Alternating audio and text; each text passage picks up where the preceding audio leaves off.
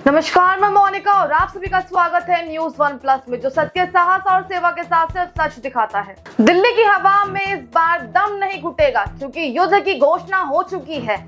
युद्ध प्रदूषण के खिलाफ है और इसकी अगुवाई कर रही है मुख्यमंत्री रेखा गुप्ता।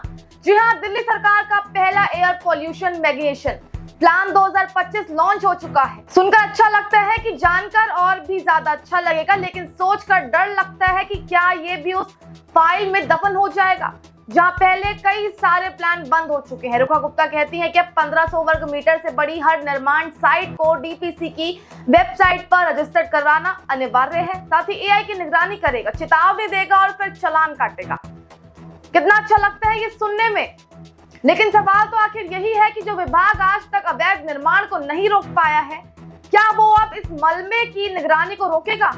और क्या अगर एआई सब संभाल लेगा तो इंसान की जिम्मेदारियां किस जिम्मे तक होंगी? क्या ये एक तकनीकी जुल्मा है? 1000 वाटर स्लिपर, 400 एंटी मॉग, 7 नई रोड कॉन्क्लेव मशीन, 200 स्वाइपिंग वाहन, साथ ही लिस्ट लंबी है लेकिन इरादा मजबूत लगता है। लेकिन एक जमीनी सवाल तो यही है, क्या कभी आपने अपनी गली में, अपने मोहल्ले में कोई एंटी स्मोक गन का काम करते हुए देखा है? दिल्ली की सड़कों की लंबाई 33,000 किलोमीटर से ज्यादा है। इन मशीनों की संख्या उनमें से सिर्फ बूंद बूंद तक साबित होती है।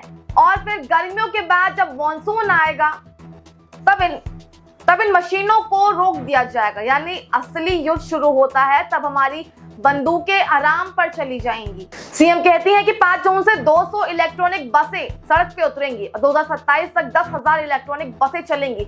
सुनकर दिल तो खुश होता है, लेकिन जरा याद कीजिए कि 2022 में वादा था कि 4000 बसों का, साथ ही 2023 में आया था कि 200 बसें शिलान्यास, और 2025 में फिर वही शुरू कर रहे हैं। क्या जनता को बस गिनती के वादों में उलझकर रह गया है? दिल्ली की आबादी के लिए पब्लिक ट्रांसपोर्ट कितना ज्यादा अहम है ये तो आप सभी को पता है, पर सरकार को ये कब समझ आएगा? रेखा गुप्ता कहती है कि 1 जुलाई से एंड ऑफ लाइफ व्हीकल्स को फ्यूल नहीं मिलेगा। पेट्रोल पंप पर कैमरे लगेंगे, पुराने वाहनों की पहचान की जाएगी।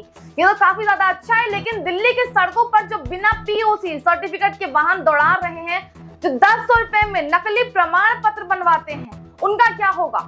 सिस्टम तब सुधरेगा जब उसका बुनियादी सुधरेगा। सिर्फ कैमरा लगाने से अगर दिल्ली साफ हो जाती है तो आज हर गली चांदनी चौक की तरह चमक रही होती है। मार्च 2027 तक दिल्ली की जीरो लैंडफिल फायर का लक्ष्य सितंबर 2028 के नेट जीरो वेस्ट सिटी बनाने का है। सुनने में इंक्लेवेमेंट प्रोजेक्ट का एक और डेडलाइन लगा दी गई है, क्योंकि आज की दिल्ली अभी भी भलसवा रही है। गाजीपुर और ओखला की लैंडफिलिंग को धुएं से उगल रही है और हर साल ठंड में वही धुआं, वही जहर हमारे फेफड़ों में उतरता है। ऐसे में 2028 की कहानी सिर्फ सपना लगती है या फिर शायद एक चुनावी साल की रणनीति। दिल्ली को वादों की आदत हो चुकी है। हर साल सर्दियों से पहले कुछ ना कुछ ऐलान होता है, कभी ग्रीन वॉर रूम, कभी रेड अलर्ट, ऑन गाड़ी, ऑफ कैंपेनिंग, या फिर इवन तो कभी कभी स्मोक टावर। पर नतीजा, दिल्ली अब सांस भी नहीं ले पा रही है। शहर का बच्चा पूछता है कि क्या इस बार धुंध ही जीत जाएगी? रेखा गुप्ता का ये प्लान अगर सिर्फ प्रेस कॉन्फ्रेंस और सोशल मीडिया पर एक स्लाइड बनकर रह गया है तो दिल्ली को ना बचाएं,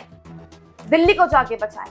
ना माफ किया जाएगा, और साथ ही दिल्ली को चाहिए इनकलाब नहीं अमल, ताकि अगली पीढ़ी को ऑक्सीजन सिलेंडर नहीं बल्कि साफ हवा में खेलने की आजादी मिल सके। दिल्ली का दम घुट नहीं रहा है, अब उम्मीद बाकी है, तो सिर्फ वो उम्मीद है, काम चाहिए, वादों से नहीं। इस खबर में तो बस इतना ही। तब तक के लिए नमस्कार।